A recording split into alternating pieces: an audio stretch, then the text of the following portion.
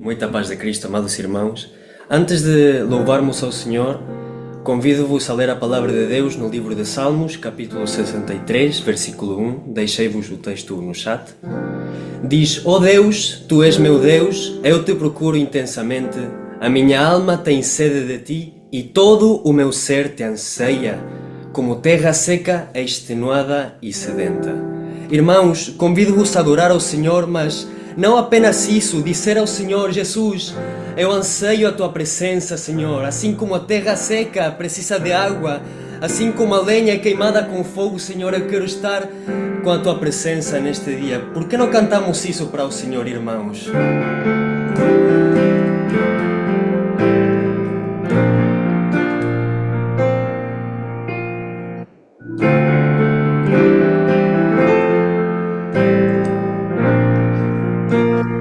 Quero entrar nesse lugar onde o Teu rosto posso contemplar.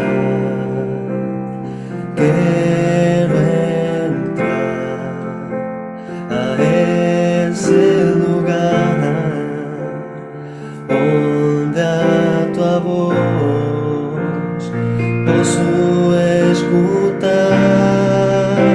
Anseio Tua presença, necessito do Teu fogo. Glorioso e formoso é poder-te adorar. Derrama da Tua glória, Tu és tudo que eu quero. Enche com Teu poder este lugar. Anseio a Tua presença.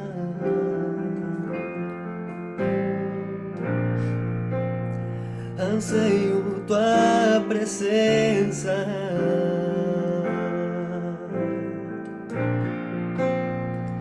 Quero entrar a esse lugar donde Tu rostro puedo contemplar. Y quiero entrar al santo lugar, y donde Tu voz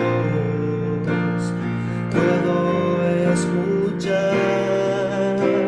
Anhelo Tu presencia, necesito de Tu fuego.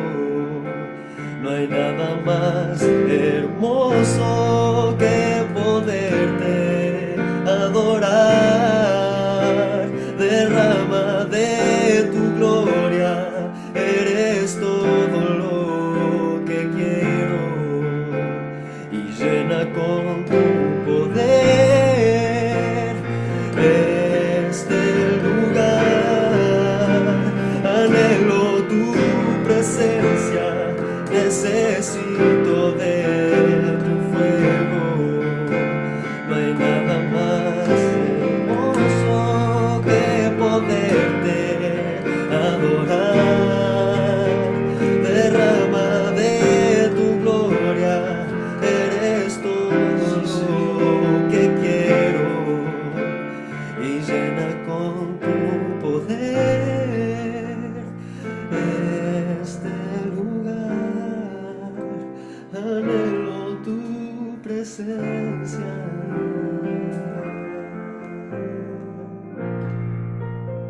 Anhelo Tu presencia.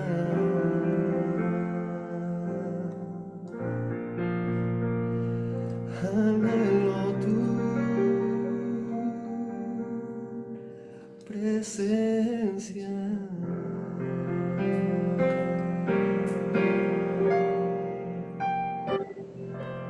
Aleluia, aleluia. O que desejamos para o nosso irmão Manael, irmãos, nesta noite?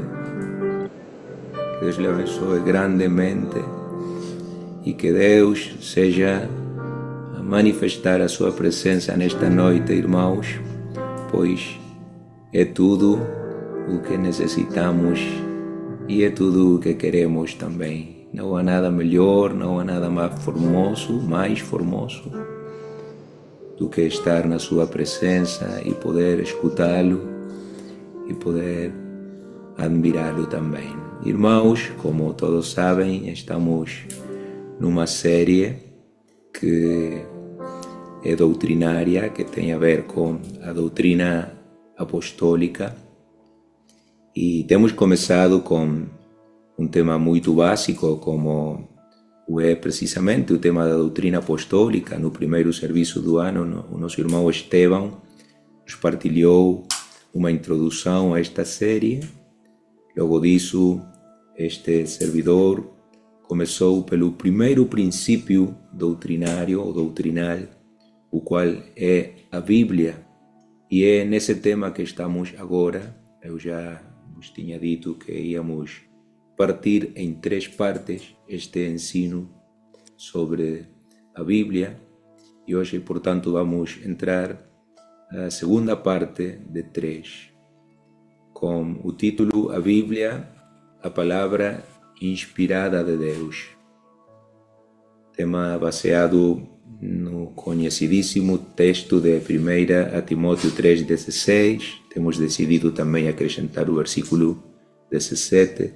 Estes versículos que temos tirado da Bíblia Almeida Corrigida Fiel, é uma versão brasileira, diz assim, no nome de Jesus: toda a Escritura é divinamente inspirada e proveitosa para ensinar, para redarguir, para corrigir, para instruir em justiça, para que o homem de Deus seja perfeito e perfeitamente instruído para toda a boa obra. Reitero, 1 Timóteo 3, 16 e 17. Na passada sessão, irmãos, falamos sobre a grande pergunta de o que é a Bíblia, e de maneira de resumo, irmãos, dissemos que a Bíblia, a Palavra de Deus, é sobrenatural na sua origem, eterna na sua duração, inexpressável no seu valor, infinita no seu alcance, regenerativa no seu poder, infalível na sua autoridade, universal na sua aplicação e inspirada na sua totalidade, como já tínhamos visto também na leitura bíblica. E baseados nesse último ponto, irmãos, que possivelmente é a base de tudo o anterior, e tiro possivelmente é a base de tudo o anterior, a inspiração divina da Bíblia, começamos a desenvolver esse assunto começando pelo Antigo Testamento, e já estivemos a estudar um bocado sobre a incrível exatidão do Antigo Testamento no que tem a ver com profecias e com muitas outras coisas. E isso não ficou esgotado, irmãos, precisaríamos de meses, talvez de anos, para estudar apenas esse assunto, mas oferecemos um resumo do tema, e hoje, irmãos, queremos falar do que se segue, né? Que é o Novo Testamento. Vamos continuar então a falar da inspiração da Bíblia, mas desta vez no que tem a ver, no que está relacionado com o Novo Testamento, que, como a maioria ou talvez todos cá sabemos, irmãos, está composto por 27 livros. Ele é bastante menor do que o Antigo Testamento em termos de duração, de quantia de livros. O Novo Testamento, irmãos, que foi escrito já na nossa era, após a morte de Cristo, entre os anos 65 e 100, mas que nos tempos de Jesus ainda não existia, não tinha sido escrito. Portanto, nos dias de Jesus, os judeus possuíam aquele conjunto de 39 livros que já apresentamos na quarta passada, chamado de Velho Testamento, Antigo Testamento, os quais eram considerados divinamente inspirados pelos judeus e que estavam catalogados, organizados em 3 grupos. A lei, o que também chamamos Pentateuco, eles chamavam de Torá, os profetas, que eram a parte maior destes 39 livros, e também os salmos, que não eram apenas os salmos, mas também outros livros poéticos, que agora têm nome próprio, como Provérbios, Eclesiastes, Cântico dos Cânticos e assim. Estes 39 livros que nós ainda temos nas nossas Bíblias foram considerados pelos judeus como grafé, o que significa, no grego daquela altura, ou significava escritura. E o escrevemos com maiúscula, porque está a falar das escrituras divinas, né?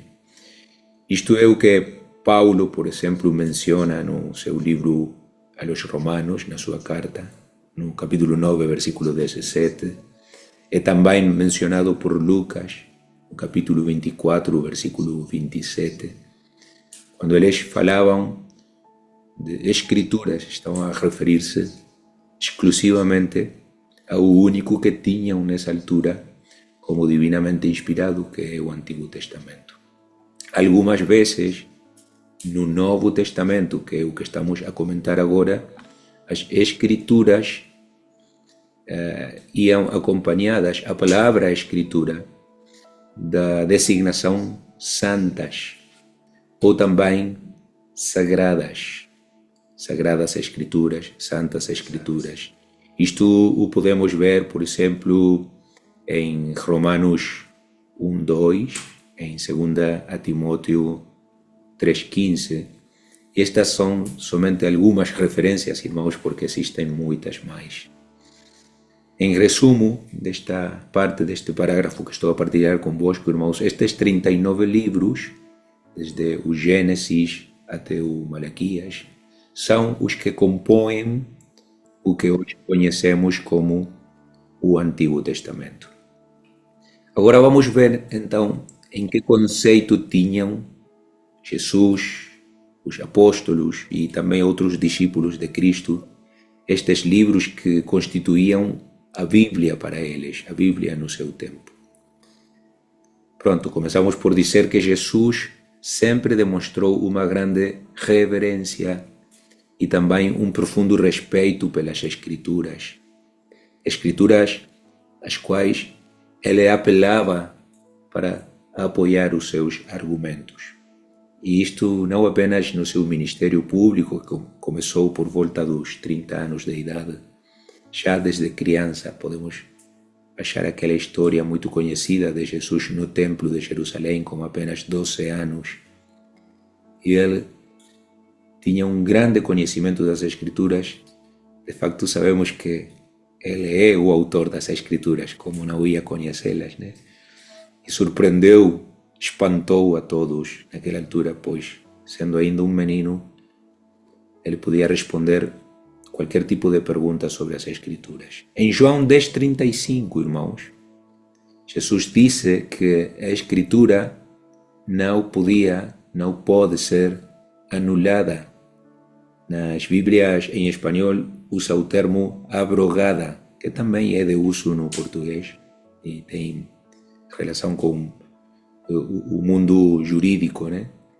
A Escritura não pode ser abrogada. E falando de si mesmo, Jesus afirmou que não tinha vindo para abrogar a lei ou os profetas, mas para dar-lhes cumprimento. Jesus veio para cumprir a lei, para cumprir com o que os profetas tinham dito. E nessa altura em que ele estava a falar disto, ele acrescentou também que nem mesmo uma jota, nem um til passariam da lei até que tudo tivesse sido cumprido. Isto também o registrou Mateus no capítulo 5, versículos 17 e 18. Nada do que está escrito no Antigo Testamento, que era o que Jesus se referia, deixará de cumprir-se, irmãos. Na presença dos seus adversários, é também importante dizê-lo, Jesus afirmou muitas vezes que a causa da sua incredulidade, da incredulidade deles, era que não conheciam as Escrituras. A explicação de por que eles não criam em Jesus era simplesmente a ignorância deles das Escrituras. E para provar-lhes que ele era o enviado de Deus, ele disse-lhes: esquadrinham as Escrituras, porque elas são os que dão testemunho de mim. João 5,39. Aqueles que conhecem mais desta passagem sabem que isso não foi um parabéns de Jesus para eles. Pelo contrário, foi como dizendo: vocês leem muito, mas entendem pouco. E é por isso que me rejeitam. Para Jesus, irmãos, como estamos a ver, uma citação das Escrituras, falar das Escrituras, era sempre o final, era o fim de qualquer controvérsia. Dizer, por exemplo, como muitas vezes disse, assim está escrito, era como dizer, assim diz Deus. Então não pode ter qualquer discussão sobre isso. E desta forma, irmãos, Jesus não apenas refutou os argumentos e mesmo as ofensas deles, também refutou ao próprio diabo, quando foi levado pelo Espírito de Deus ao deserto e lá o diabo aproximou-se dele para tentá-lo. Isto podemos achar em Mateus capítulo 4, em Lucas capítulo 4 também. Jesus venceu o diabo por meio das Escrituras, empregando as Escrituras, citando as Escrituras. Em João 14:26, que está inscrito dentro de um discurso muito conhecido de Jesus, podemos ver que Jesus prometeu aos seus discípulos que quando ele partisse, quando ele fosse embora, enviaria o Consolador, o qual lhes ensinaria todas as coisas. Isto é muito importante. O Consolador que eles iriam receber lhes ensinaria todas as coisas. E também lhes lembraria de tudo o que Jesus lhes tinha dito. Esta promessa, a promessa do batismo do Espírito Santo, foi cumprida, como sabemos, no dia de Pentecostes, e desde então, irmãos, os discípulos falaram inspirados pelo Espírito Santo, como Jesus também tinha dito em outra ocasião, que não se preocupassem pelo que iriam dizer, porque o próprio Espírito de Deus iria colocar neles as palavras. E estes homens de Deus falaram e escreveram inspirados pelo Espírito Santo. Portanto, não eram as suas próprias palavras, eram as palavras de Jesus, eram as palavras de Deus. É o que Paulo confirma na primeira epístola aos Tessalonicenses 2:13, irmãos, demonstrando que os discípulos, os apóstolos e ele próprio, Paulo, sentiam-se certos de que o seu testemunho, neste caso escrito, mas também o testemunho falado, era o testemunho de Deus diretamente, o testemunho divino.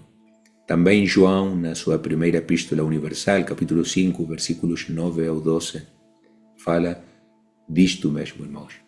Pedro, pela sua parte, nos diz em Atos 1:16 que era necessário que as Escrituras fossem cumpridas, nas quais o Espírito Santo falou antecipadamente pela boca de Davi sobre Judas.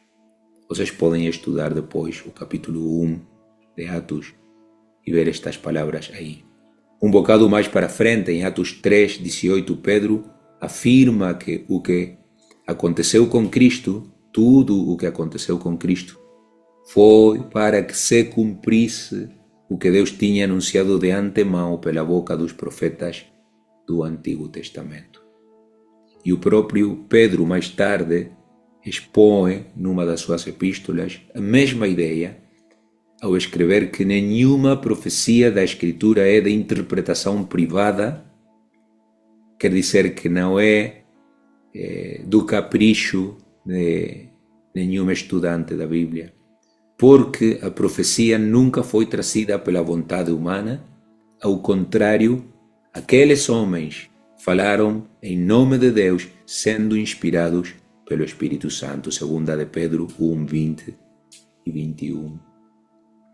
E nesse mesmo capítulo da sua segunda epístola, mas nos versículos anteriores, Pedro afirma que, e olhem para isto que é muito importante, a voz da profecia, a profecia do Antigo Testamento e também a do Novo Testamento, que nessa altura estava já a escrever-se, é mais verdadeira do que o que ele, Pedro, tinha experimentado no Monte da Transfiguração, quando Jesus recebeu aquela recordada visita de Moisés e Elias, e ouviu-se uma voz do céu que dizia: "Este é o meu amado filho em quem me comprazo, escutai-o.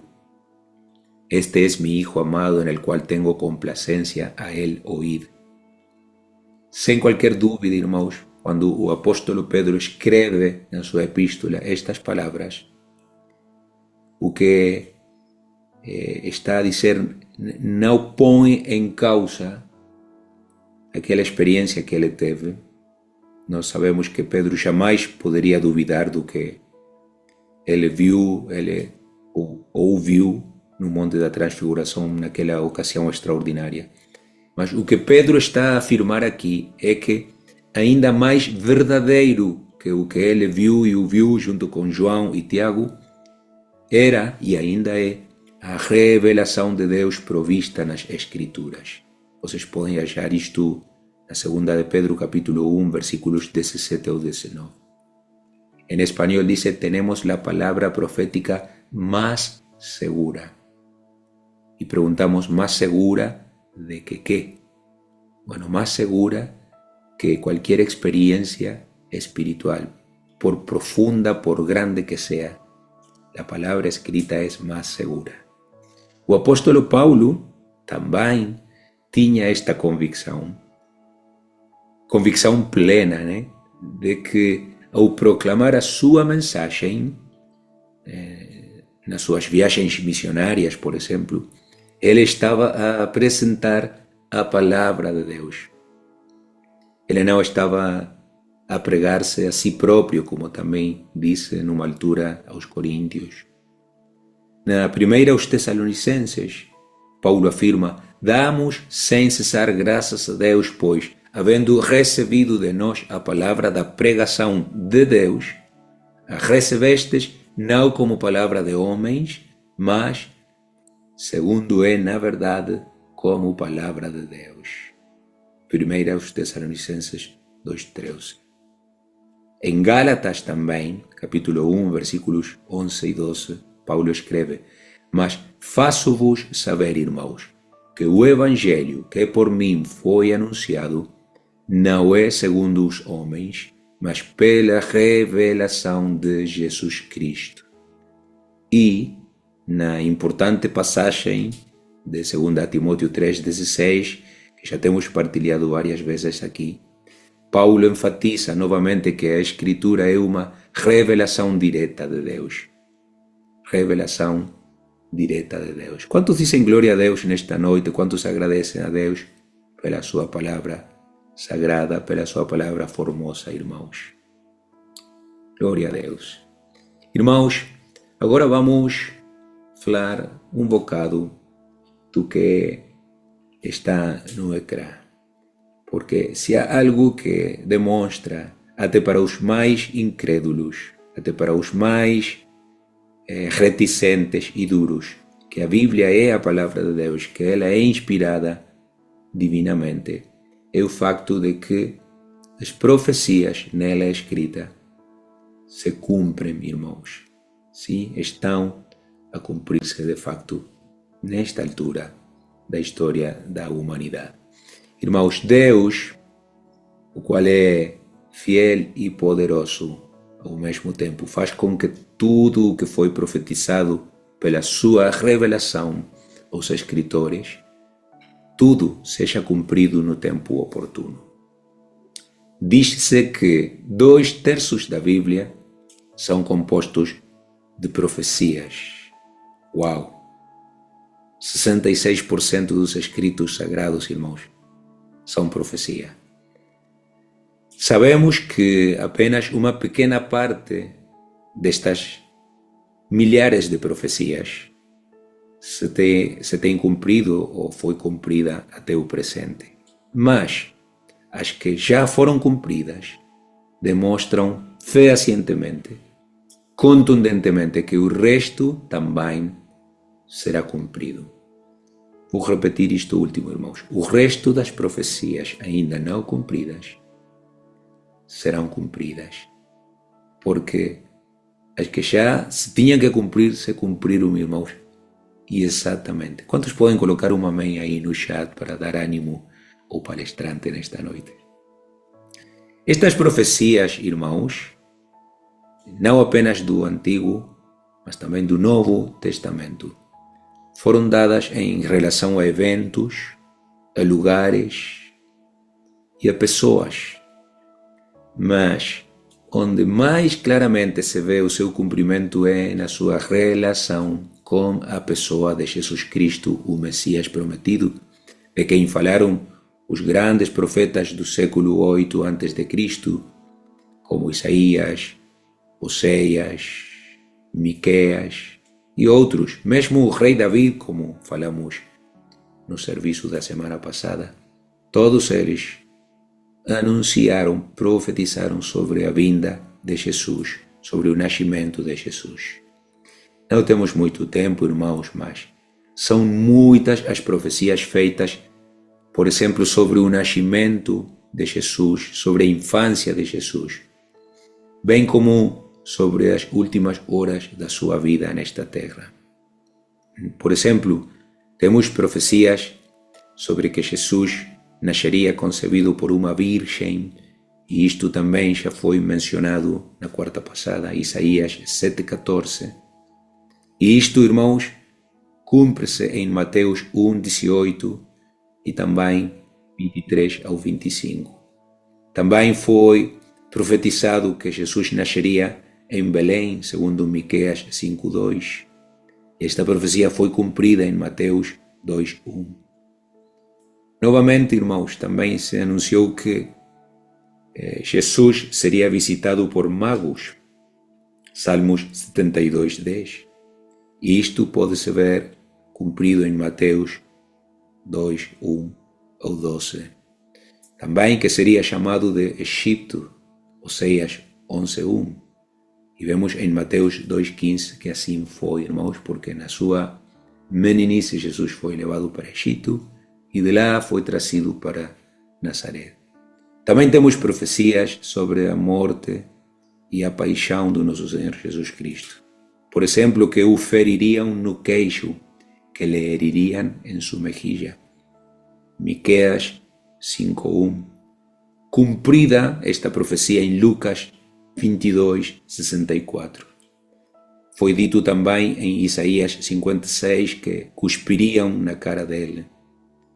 E podemos ver o cumprimento desta profecia em Mateus 26,67. Também foi profetizado em Salmos 22,16 que as mãos e os pés do nosso Senhor seriam perfurados. Podemos ver o cumprimento desta profecia em João 20:24 ou 27. Que o colocariam entre malfeitores, que lo pondrían entre malhechores.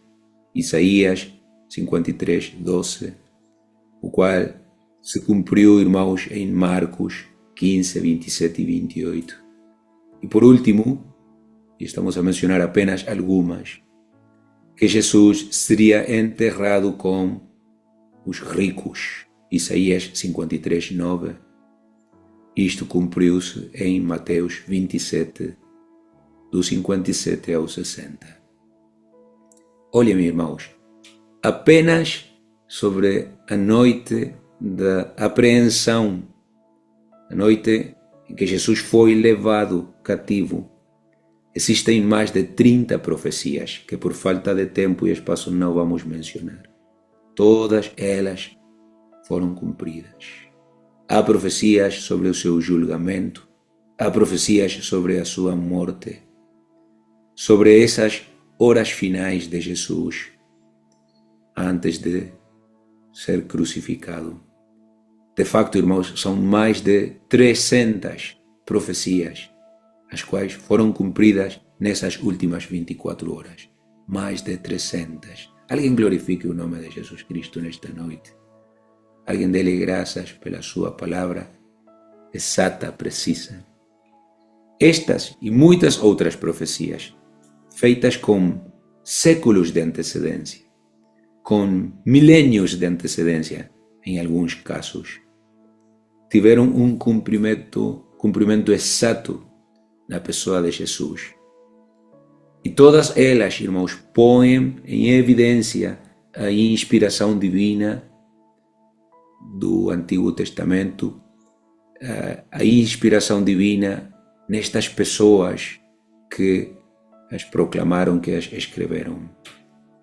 Devemos notar dentro disto mesmo, irmãos, que os evangelistas, mais do que tudo Mateus, citaram frequentemente todas estas passagens do Antigo Testamento para provar que Jesus era o Messias e que Jesus estava a levar a cabo, estava a protagonizar o cumprimento daquelas antigas profecias. Para nós isso é um tremendo testemunho, irmãos, da autenticidade da Bíblia. Um dos pontos essenciais, irmãos, e já estamos prestes a acabar, sobre os quais a pregação apostólica do século I e também a nossa pregação hoje, irmãos, 2000 anos depois.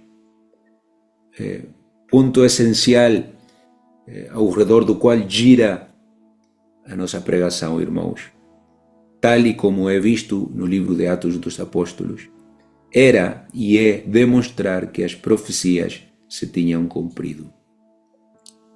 E é daí que os apóstolos fizeram tanto ênfase em declarar que Jesus nasceu, morreu e ressuscitou, como anunciado nas Escrituras. Vocês podem estudar, podem ler em poucos dias, realmente, o Novo Testamento inteiro e ver como constantemente esta frase é escrita, é dita, como estava escrito, como dizem as Escrituras, etc. A Bíblia é, irmãos, portanto, e em conclusão, o livro inspirado por Deus, o livro divino no qual encontramos a mensagem que Ele dirige para nós, homens e mulheres também, né? Para nós, irmãos, para a igreja, para os fiéis, a Bíblia é a autoridade final em questões de fé e conduta. Como diz um amigo meu, é a máxima regra. Talvez, e tiro talvez, seguramente haja coisas dela que não entendemos ainda, mas há coisas suficientes, há elementos suficientes que podemos entender dela para conhecer a vontade de Deus para as nossas vidas. E essa é a razão principal pela que estamos a estudar estes temas, irmãos, porque mais do que tudo queremos compreender qual o desejo de Deus, qual a vontade de Deus para as nossas vidas. E isto, irmãos, não é tanto por sonhos, não é tanto por novas revelações que a vezes escutamos mencionar por aí. Isto é por meio do estudo da Palavra de Deus. Queres tu conhecer o plano de Deus para a tua vida, o desejo ou os desejos de Deus para ti?